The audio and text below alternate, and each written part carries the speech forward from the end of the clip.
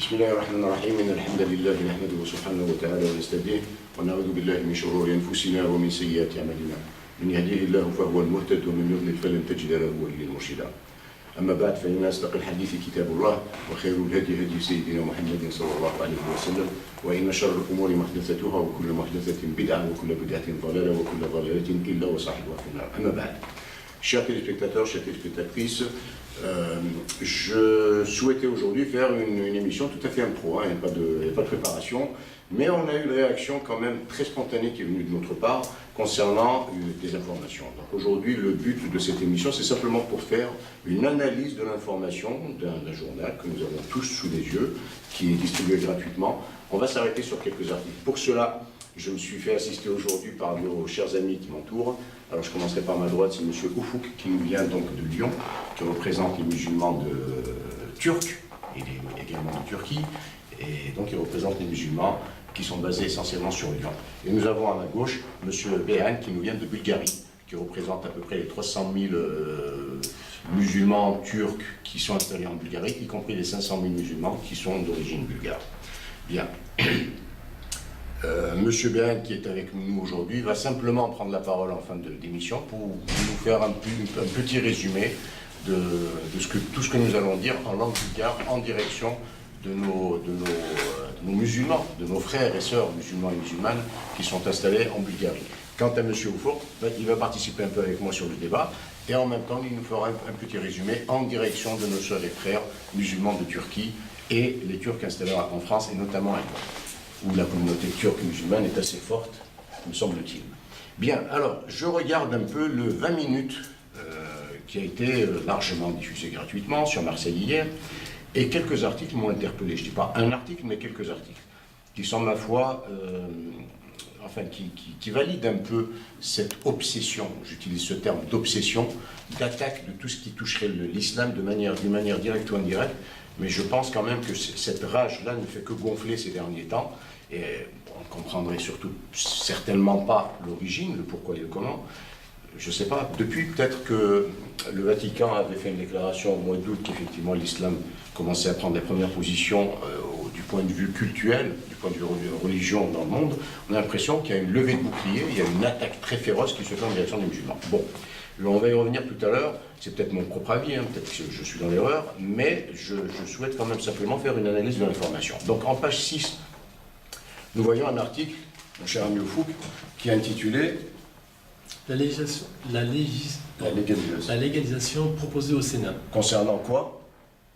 Le cannabis. Voilà. Donc il y a un débat, il y a un texte qui est soumis aujourd'hui au Sénat, tout récemment, proposant la légalisation du cannabis, consommation du cannabis. Donc un fléau social qui génère énormément de dégâts, tout le monde le sait, que ce soit ça ou que ce soit l'alcool, bon, c'est équivalent, que ce soit des drogues douces ou fortes, c'est exactement la même chose. Alors d'un côté, on lit un article très détaillé, très étoffé, dans lequel on parle d'une légalisation de la consommation du cannabis, qui pourrait se faire au même titre que dans certains pays d'Europe.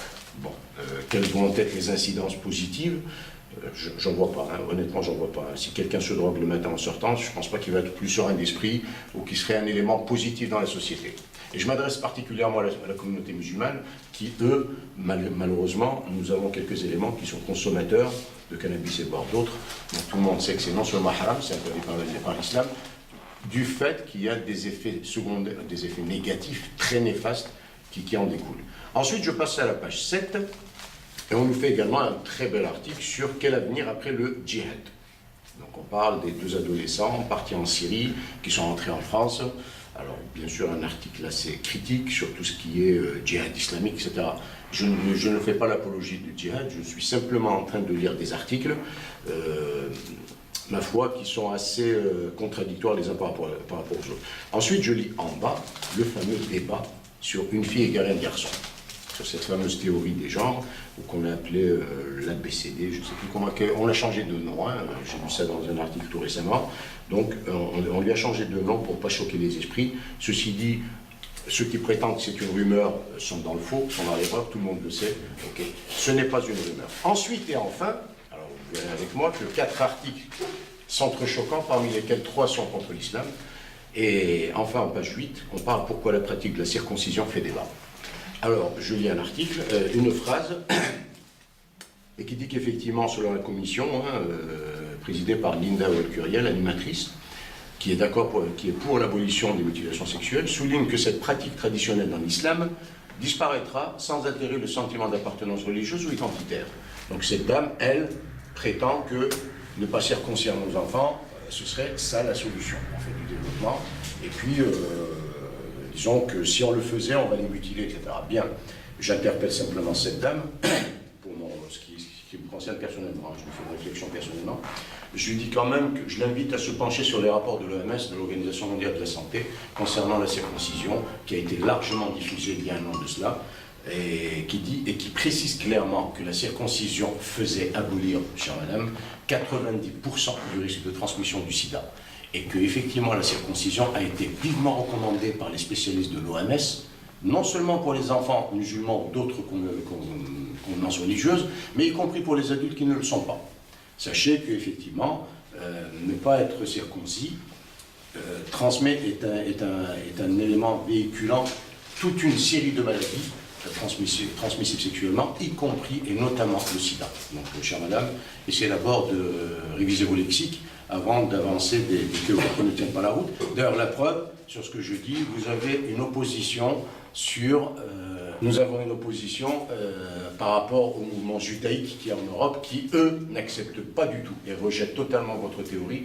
Et nous-mêmes, bien sûr, en tant que musulmans, nous rejetons totalement cette théorie. Ce n'est nullement une mutilation sexuelle comme vous la définissez, mais c'est simplement une hygiène qui assure à nos enfants musulmans un avenir d'adultes musulmans. Voilà, en très bref, les réactions que j'ai eues en lisant hier sur mon trajet en allant au travail. J'étais choqué, bien sûr, à plus d'un titre.